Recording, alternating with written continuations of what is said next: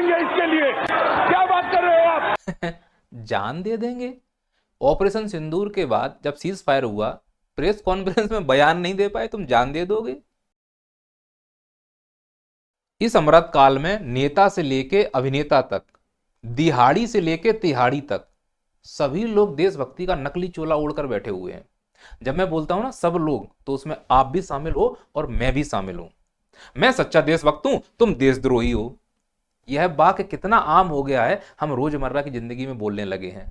देशभक्ति और देशद्रोही जैसे संवेदनशील शब्दों को यूं ही प्रयोग कर देते हैं हम लोग। क्या होती है देशभक्ति? राष्ट्रभक्ति यह है कि यदि तुम कानून का सम्मान करते हो, उल्लंघन नहीं करते हो, यदि आप कर पा रहे हो तो आप राष्ट्रभक्त हो।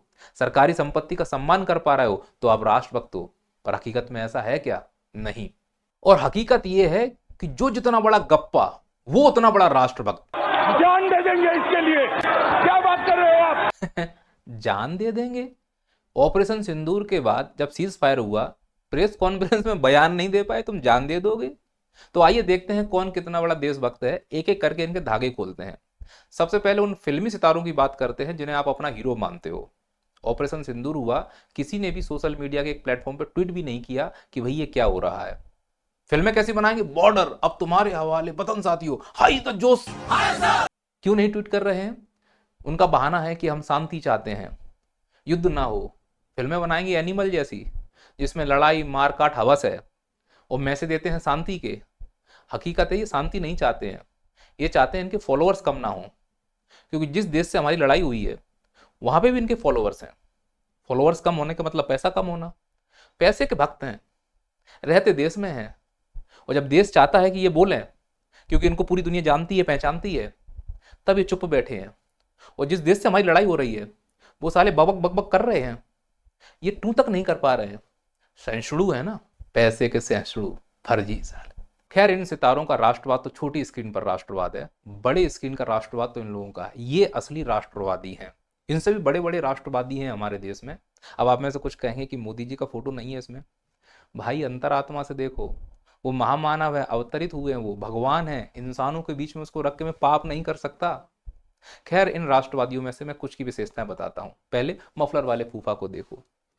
जब पुलवामा हुआ था, एयर स्ट्राइक किया गया था, तो उस एयर स्ट्राइक के सबूत मांगे थे ये मफलर वाले फूफा ने। जब भी राष्ट्र का कोई त्यौहार होगा तब मफलर वाले फूफा हमको इस प्रकार से दिखाई देंगे। यहाँ देखो ये सैंडल होंगी, बेचारा गरीब जैसा सिस्टम होगा, सुकड़े वाले पेंट होंगे।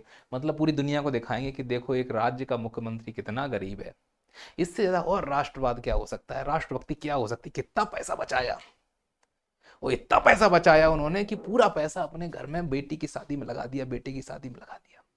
अब देखो भाई के जूते, शेरवानी, स्माइल, ये चमक। तो इससे अच्छा राष्ट्रवाद क्या होगा? पैसा यहां बचाओ, वो यहां लगा दो। फिर मैंने इसको दोष देना शुरू किया। फिर मैंने कहा नहीं, भारत में तो यही हो रहा है। जिन राजनेताओं की वजह से तुम्हारे बच्चे बेरोजगार हैं, उन राजनेताओं के बच्चों की शादी ऐसे ही होती है धूमधाम से, अरबों खरबों की। ये है असली राष्ट्रवाद। इन नेताओं की लड़कों की शादी जो धूमधाम से हो रही है, ये उन्हीं पैसों से हो रही है जिन पैसों से तुम्हारे बच्चों को रोजगार देने का वादा किया गया था। ये है असली राष्ट्रवाद। और हम अफीम चाट कर बैठे हैं राष्ट्रवादी को लेकर। खैर, अभी हमने बात की है तृतीय श्रेणी के राष्ट्रवादियों के बारे में। अब हम बात करेंगे द्वितीय श्रेणी के राष्ट्रवादियों के बारे में। ये द्वितीय श्रेणी के राष्ट्रवादी वाली पार्टी है। ये उनके ऑफिशियल प्रवक्ता हैं। जब भारत और पाकिस्तान की लड़ाई हुई, ऑपरेशन सिंदूर चल रहा था, तो उसमें पाकिस्तान को कई देशों ने मदद की। उसमें टर्की भी शामिल था। टर्की ने पाकिस्तान को ड्रोन दिए।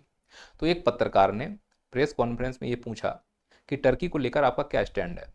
तो दिन भर फाएं फाएं करने वाले ये प्रवक्ता जवाब नहीं दे पाए और एक दूसरे को माइक पास कर रहे थे। आप वीडियो देखिए। Thank you. Sir Turkey boycott, Turkey के बायकॉट पे सर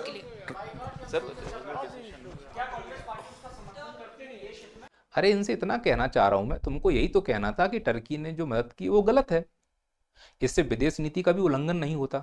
और तुम तो विपक्ष में बैठे हो, तुम्हें विदेश नीति की क्या चिंता? जो पक्ष में बैठा है उसे चिंता नहीं है। लुल्ली बजी हुई है विदेश नीति की। कहीं ऐसा तो नहीं कि तुमने इसलिए कुछ नहीं बोला कि टर्की के इस्तांबुल के आसपास कहीं कथित तौर पर ऑफिस खोल लिया हो, थोड़े बहुत संबंध बना लिए हो। यह खबरें भी चल रही हैं। खैर, चूंकि राष्ट्रवादी हो तुम लोग और राष्ट्रवादी हो द्वितीय श्रेणी के, तो इतना तो तुम्हारे ऊपर जमता है। खैर, ये तो छोटे मोटे राष्ट्रवादी हैं। हम बात करते हैं प्रथम श्रेणी के राष्ट्रवादियों की। मतलब कतई हद है इनकी। आइए मिलते हैं प्रथम श्रेणी के राष्ट्रवादियों से। तो प्रथम श्रेणी के राष्ट्रवादी में ये 32 दांत चमकते हुए दिख रहे हैं, ये है मध्य प्रदेश में बीजेपी के मंत्री। ये इतने कट्टर राष्ट्रवादी हैं कि इन्होंने कर्नल सोफिया कुरैशी को आतंकवादियों की बहन बोल दिया। अब मैं बस इतना कहना चाह रहा हूं कि यदि सबूत मांगना राष्ट्रद्रोह है, यदि टर्की के लिए जवाब ना देना राष्ट्रद्रोह है, तो फिर हमारे एक शेरनी को आतंकवादियों की बहन बोलना, वो भी भारतीय सेना की एक महिला को, क्या यह राष्ट्रद्रोह नहीं होगा? क्या इसके ऊपर राष्ट्रद्रोह का मुकदमा नहीं चलना चाहिए? कितना मनोबल गिरा होगा हमारी सेना का। पूरी तरह से आर्टिकल 14 का उल्लंघन है। इसकी जो भाषा है वो आप खुद सुनिए, फिर आपको समझ में आएगा कि इसको मंत्री बनाया किसने और यह मानसिक रूप से कितना बीमार है। अति राष्ट्रवाद का इसको डोज हो गया ओवर, तो इसको लग गए हैं दिमागी दस्त। और जब दिमागी दस्त लगते हैं तो अन्न सन्न कुछ भी बोला जाए, रोका नहीं जा सकता। आप खुद सुनिए इसके बयान को। जिन्होंने हमारी बेटियों के सिंदूर उजाड़े थे, वही कटे पिटे लोगों को हमने उन्हीं की बहन भेज करके उनकी ऐसी की तैसी करवाई। अब इन बयानों को आप कैसे समर्थन देंगे? आप अंधभक्त हो, आप चमचे हो, आप चिलगोजी हो। यदि आप सच में अपने राष्ट्र और देश और सेना से प्रेम करते हैं तो ऐसे लोगों को सबक सिखाने की जवाबदारी भी हमारे ही ऊपर है। भले ही एक संवैधानिक पद पर बैठा हुआ है, लेकिन इसकी हरकतें इतनी ओछी और गटर छाप हैं कि इसका सम्मान करने का बिल्कुल भी मन नहीं है। लेकिन दुर्भाग्य है इस देश की प्रथम श्रेणी के राष्ट्रवादियों को कि ऑपरेशन सिंदूर हो गया। ऑपरेशन सिंदूर के 3 दिन के बाद तिरंगा यात्रा निकाल रहे हैं।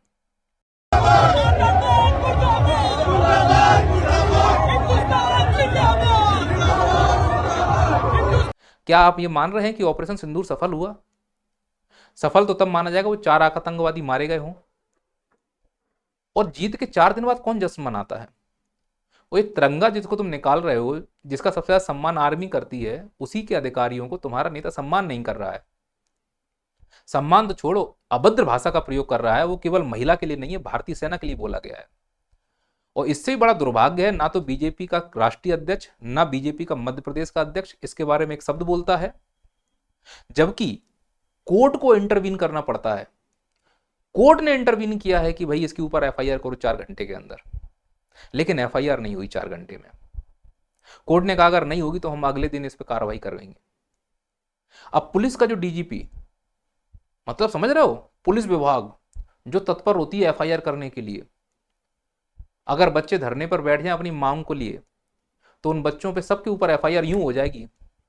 लेकिन एक देशद्रोही ने सेना का मजाक उड़ा दिया, कोर्ट ने भी आदेश दे दिए, लेकिन पुलिस की रीढ़ में इतनी ताकत नहीं है कि इसके ऊपर एफआईआर कर दें। किसी बीजेपी राष्ट्रभक्त नेता के अंदर इतनी शक्ति नहीं है कि इसको बर्खास्त कर दें, इसके ऊपर कुछ बोल दें। वो अगर प्रवक्ता कह रहे हैं तो ये कह रहे हैं कि इसको माफ कर दिया गया, उसने माफी मांग ली है। समाज और धर्म को भी अगर मेरी बातों से चोट पहुंची हो तो मैं 10 बार माफी मांगने को तैयार हूं। इस बदतमीज इंसान को माफ करने से कुछ होगा क्या? जो इसने बोला है वो सब ठीक हो जाएगा?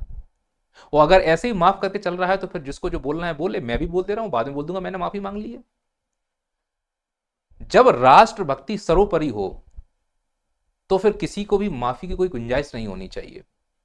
और लेकिन जो फर्जी राष्ट्रवादी होते हैं उन्हें सिर्फ अपना राष्ट्रवाद दिखता है, अपनी गलतियां उन्हें कभी नहीं दिखती। दूसरों की गलतियां राष्ट्रद्रोह है और खुद की गलतियां माफी लायक है।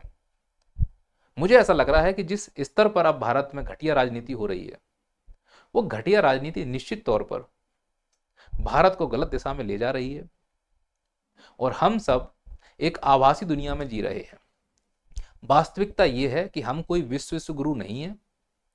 विश्व गुरु वो है जिसने 2 देशों की लड़ाई में सीज फायर करा दिया, अमेरिका। और हमारा मुखिया जब राष्ट्र को संबोधन करने आया तो एक शब्द नहीं बोला कि जो अमेरिका ने कहा है वो गलत है। अमेरिका का मुखिया कह रहा है कि हमने इन दोनों देशों को व्यापार की धमकी दी है, तब जाकर यह लड़ाई बंद हुई थी। लड़ाई शुरू हुई थी आतंकवाद के लिए, आतंकवादियों को मारने के लिए, और बंद हो रही है व्यापार से। अमेरिका के राष्ट्रपति ने एक बार भी नहीं कहा है कि पाकिस्तान में आतंकवादी हैं, बल्कि आईएमएफ, जिसमें अमेरिका का सबसे ज्यादा दखल है, उसने $1 बिलियन से ज्यादा पाकिस्तान को लोन दिया है और दुनिया के सभी देशों ने उसको हाँ भी कहा है, सिर्फ भारत ने उसका विरोध किया। मतलब हमारे साथ कोई है ही नहीं है।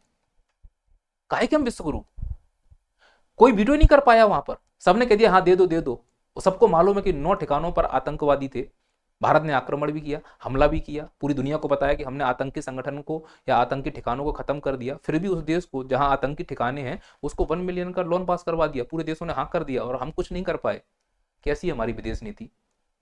तो ये झूठा जो राष्ट्रभक्ति है ना, ये झूठी जो विश्व गुरु की छवि है ना, ये हमें अंदर से खोखला कर रही है। अमेरिका ने कहा है कि हम भारत और पाकिस्तान के बीच में जो पीओके का विवाद है उसको हम सुलझाएंगे, और हम कुछ नहीं बोल रहे हैं। और ये अमेरिका का राष्ट्रपति सभी मंचों से यही कहते घूम रहा है कि हमने सुलह कराई, हमने सुलह कराई। और जब प्रेशर आया तो ना तो हमारे प्रधानमंत्री, ना हमारे राष्ट्रपति, ना हमारा गृह मंत्री, ना हमारा रक्षा मंत्री, ना हमारा विदेश मंत्री, इनमें से किसी ने आगे खंडन नहीं किया। कोई एक विदेश मंत्रालय के प्रवक्ता को खड़ा कर दिया। जब नोटबंदी हुई तो मोदी जी आए थे ना देश के सामने। जब बड़े बड़े कोई उनको क्रेडिट लेना होता है तो देश के सामने आते हैं ना।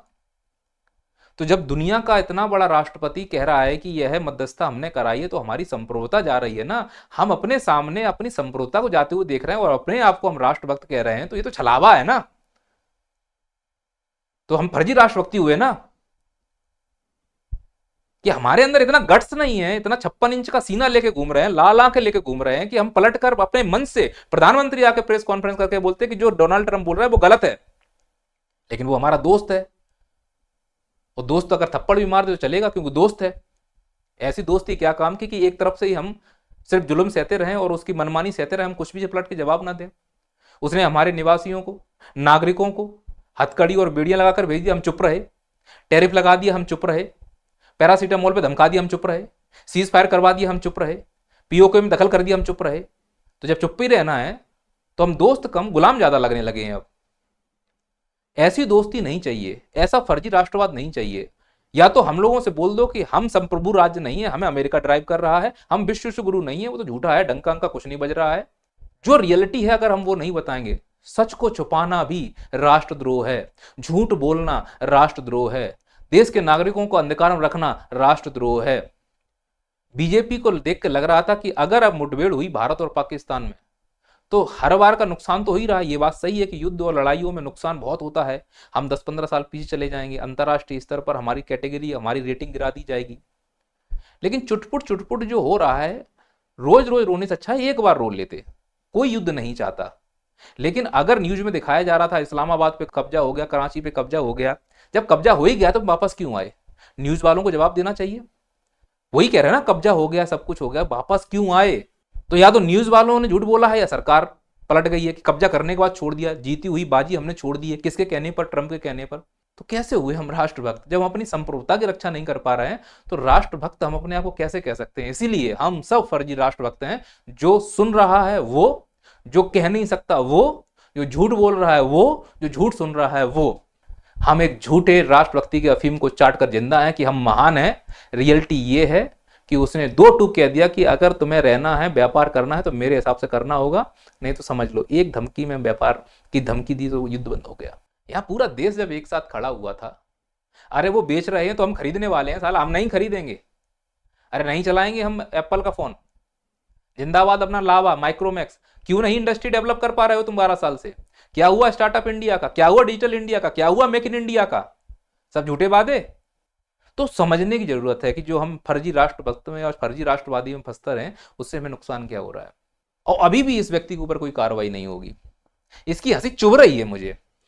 जय हिंद, जय भारत। यदि आपका सपना भी है सरकारी नौकरी पाना तो डाउनलोड कीजिए नैया पार एप्लीकेशन। यहाँ सभी कॉम्पिटिटिव एग्जाम के लिए लाइव और रिकॉर्डेड लेक्चर अवेलेबल हैं। लिंक नीचे डिस्क्रिप्शन में दिया गया।